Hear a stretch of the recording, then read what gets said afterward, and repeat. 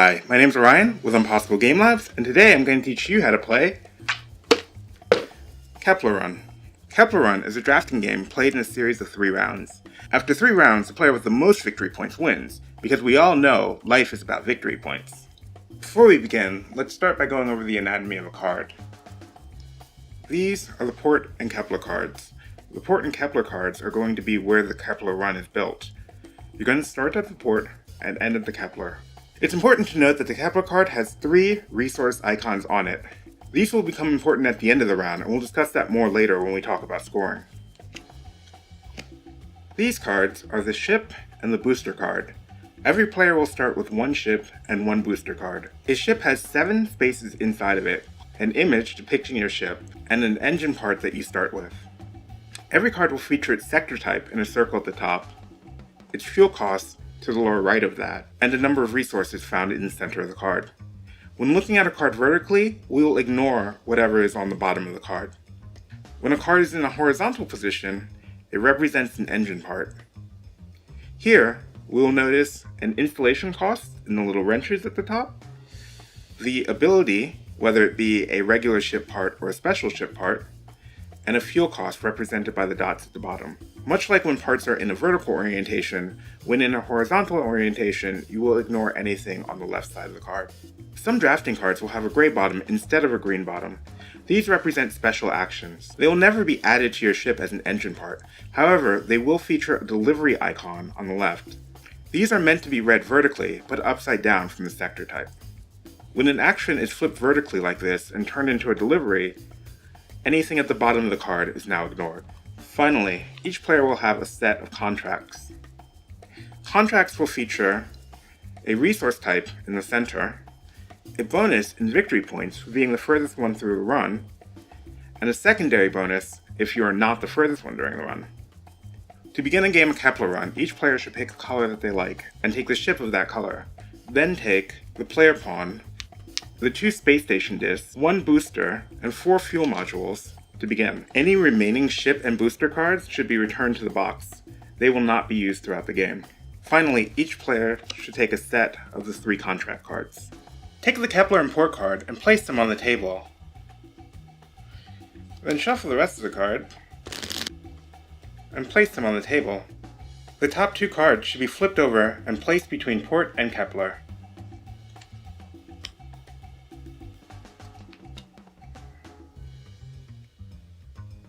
The last player to have visited space will be the first player in the game. In the event that no one in your group has been to space, then the last person to have received a delivery goes first. The first player should place their pawn at the top of the Port card, with other players lining up their pawns in clockwise order. This is the starting turn order. We can now begin the game. Kepler Run is played in 3 rounds. Each round has 4 phases: drafting, flying, scoring, and cleanup. The draft phase is where you will discover new sectors, improve your ship, and take special actions. To begin the draft, deal 2 cards face up per player, then deal 1 additional card. In the case of a 2-player game, deal out 3 cards plus 1 additional card. Since we're playing a 3-player game, we're going to deal out 7 total cards.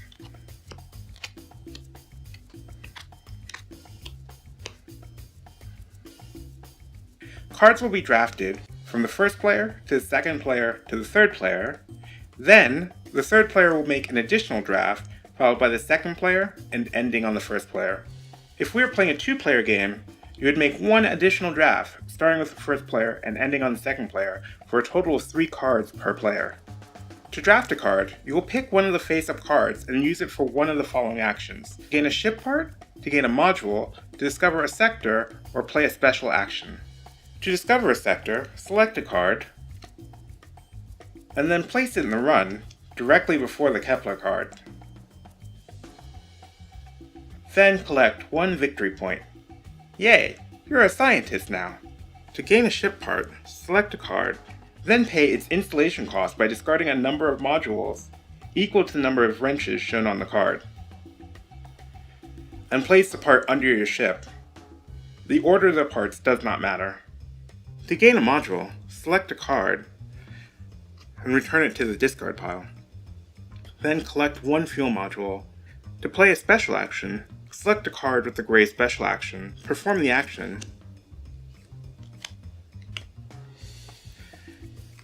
and then add it to your ship as delivery.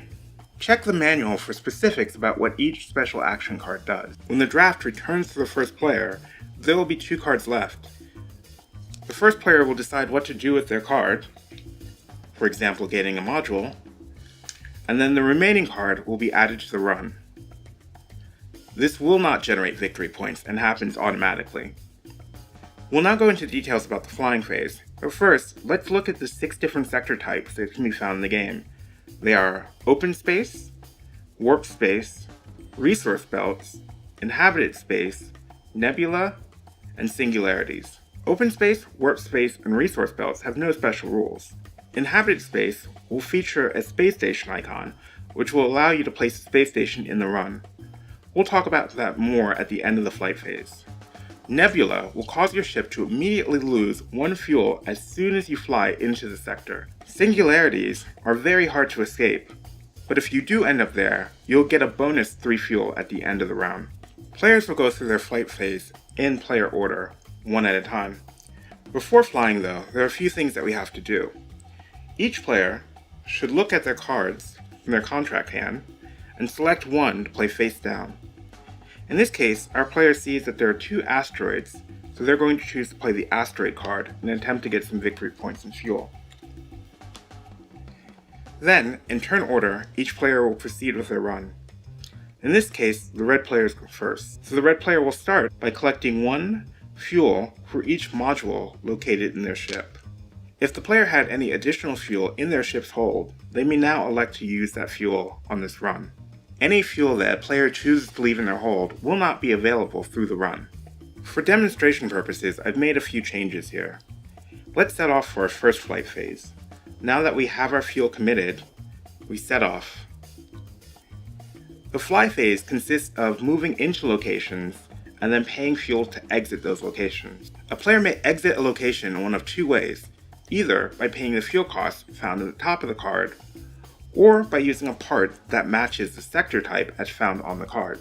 For example, the red player could use 2 fuel and move out of this sector. However, a smarter thing to do would be to use the ship part that they added during the drafting phase. To use a basic ship part, pay any fuel cost, in this case the cost is 0, then slide the part to the right to indicate that the part has been used.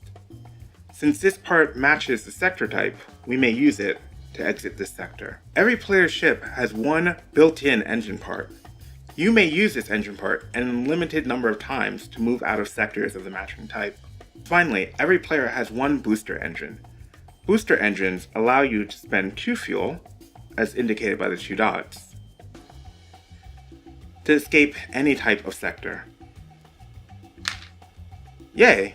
We've made it all the way to Kepler on the first try. There are a few special conditions that may happen during the flying phase. Let's go over them now. If you've played a special action during the game, you will pick up a delivery. Deliveries are made simply by flying into a sector of the matching type. So for example, if this player had made its way here, they would then be able to activate this delivery by sliding it up and taking 1 victory point for their troubles. If you end your run on a sector card with a space station icon, you may take one of your 2 space station discs and cover up the icon to establish a space station there. On future runs, anytime you enter a sector where one of your space stations is located, you will immediately gain 2 fuel and add it to your fuel tank.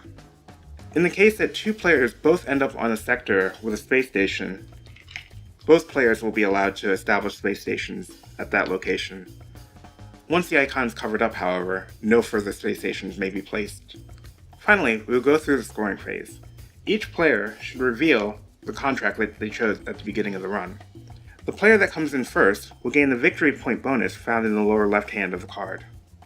Any player who did not come in first will gain a bonus as indicated in the lower right hand of the card.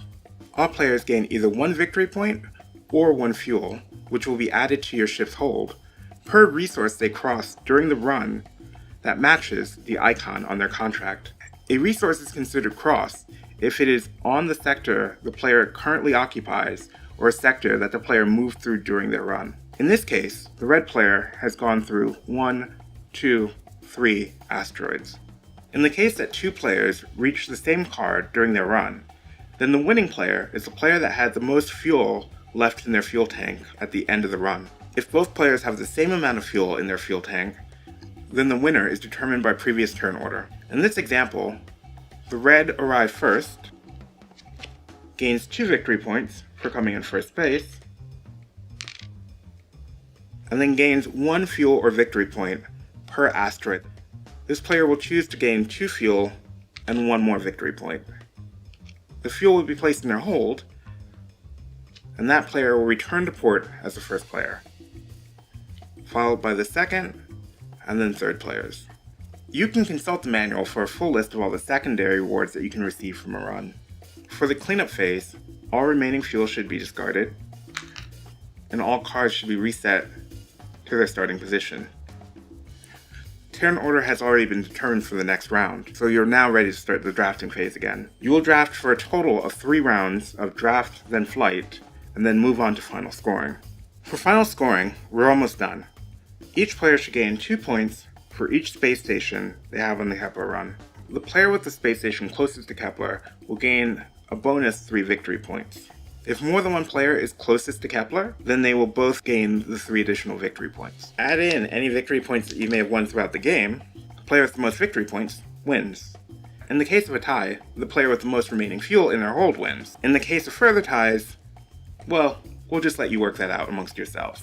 And that's how you play Kepler Run. I hope you've enjoyed this presentation of the Kepler Run rules, and I hope you enjoy playing the game. This has been Orion with Impossible Game Labs. Until next time, peace.